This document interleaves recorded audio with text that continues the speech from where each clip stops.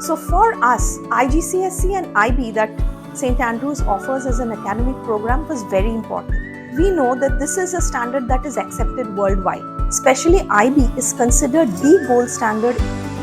St. Andrews nurtures the creative side of him. He loves to paint, he loves to draw, and he loves to sing and dance. So he usually gets his teachers to dance along with him and, like dance class, dance club, so he loves those things. And he is being taught how to think. So he is already making inquiries. We already see that he is developing his critical thinking skills and he is now starting to solve problems. It is wonderful to just watch him develop. I believe that the opportunity is given to all students at St. Andrews. I love the fact that the program makes it easy for them to excel.